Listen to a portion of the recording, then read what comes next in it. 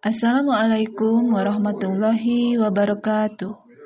Jumpa lagi dengan saya, di mana di video ini kita akan membahas mengenai hukum-hukum dasar kimia. Adapun tujuan pembelajaran yang ingin dicapai, pertama, peserta didik mampu menganalisis hukum Lavoisier dan hukum Proust melalui literasi dari berbagai sumber, serta memberikan contoh penerapan hukum tersebut pada suatu reaksi kimia. Yang kedua, peserta didik mampu menerapkan hukum Lavoisier dan hukum Proust untuk menyelesaikan kasus atau masalah dalam kehidupan sehari-hari. Yang ketiga, peserta didik mampu menganalisis hukum Dalton dan hukum Gay-Lussac melalui literasi dari berbagai sumber, serta memberikan contoh penerapan hukum tersebut pada suatu reaksi kimia. Yang keempat, peserta didik mampu menerapkan hukum Dalton dan hukum Gay-Lussac untuk menyelesaikan kasus atau masalah dalam kehidupan sehari-hari. Ada 5 hukum dasar kimia.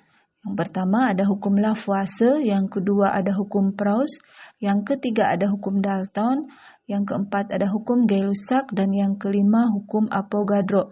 Mari kita bahas satu persatu. Hukum Lavoisier atau hukum konversi massa atau hukum kekekalan massa. Menurut Lavoisier, sebelum dan sesudah reaksi, jumlah keseluruhan zat-zat tidak mengalami perubahan. Menurut Lavoisier, dalam reaksi kimia, jumlah massa zat yang berubah atau bereaksi menjadi produk reaksi sama dengan jumlah massa zat produk yang terbentuk. Jumlah atom-atom sebelum reaksi sama dengan jumlah atom-atom sesudah reaksi. Massa zat sebelum dan sesudah reaksi adalah sama. Kedua, hukum Proust atau hukum perbandingan tetap. Menurut Proust pada tahun 1799, perbandingan massa unsur-unsur dalam senyawa adalah tetap. Perbandingan massa unsur-unsur dalam senyawa sama dengan perbandingan massa atom-atom penyusun satu molekul senyawa. Perbandingan massa unsur-unsur yang bereaksi sama dengan perbandingan massa atom-atom dalam senyawa yang terbentuk. Ketiga, hukum Dalton atau hukum perbandingan berganda. John Dalton pada tahun 1820 melahirkan hukum perbandingan massa berganda. Menurut Dalton, jika dua unsur bergabung membentuk lebih dari satu senyawa, perbandingan massa salah satu unsur antara satu senyawa dengan senyawa lain dapat dinyatakan sebagai perbandingan bilangan bulat dan sederhana. Keempat, hukum Gay-Lussac atau hukum perbandingan volume.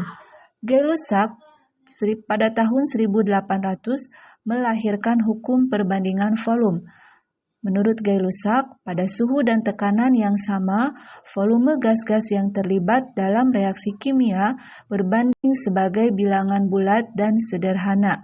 Pada hukum perbandingan volume, maka pada suhu dan tekanan yang sama, perbandingan volume gas-gas yang terlibat dalam reaksi kimia sama dengan perbandingan koefisien reaksi. Yang kelima ada hukum Avogadro. Avogadro pada tahun 1811 mempublikasikan suatu hipotesis sebagai berikut. Pada suhu dan tekanan yang sama, gas-gas apapun yang volumenya sama memiliki jumlah partikel yang sama pula.